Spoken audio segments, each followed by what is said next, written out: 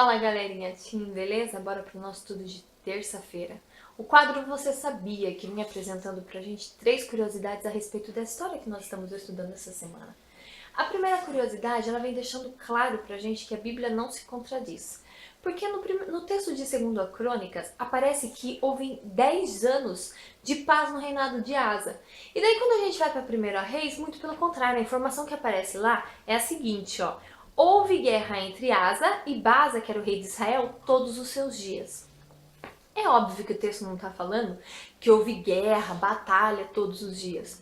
O que o texto em 1 Reis está falando é a tensão. Ele está falando da tensão que existia entre esses dois povos irmãos, que estavam divididos, porque ao norte tinham então 10 tribos que pertenciam ao povo de Israel e que estavam sendo governados por Baasa, e eles tinham uma tensão muito forte de conflito contra as 2 tribos ao sul, governadas por Asa.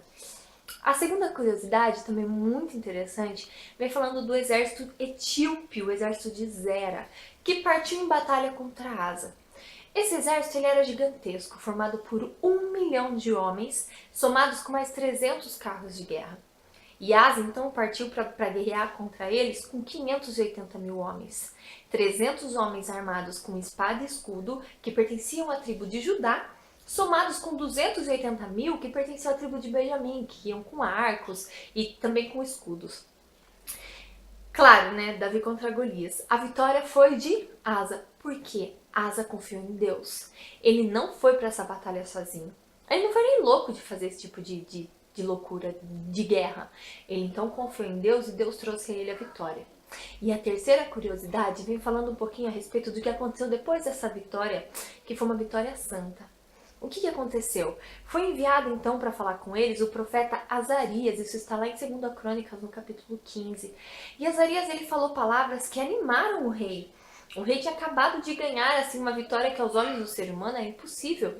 E daí Azarias então falou as palavras que animaram o rei e o povo. E daí Asa então conseguiu mais gás para continuar fazendo aquelas reformas que ele estava fazendo, tirando do povo a idolatria que havia sido praticada por anos por outros reis.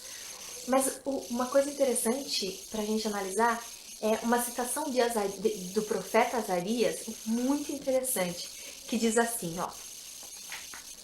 O Senhor estará com você quando vocês estão com ele.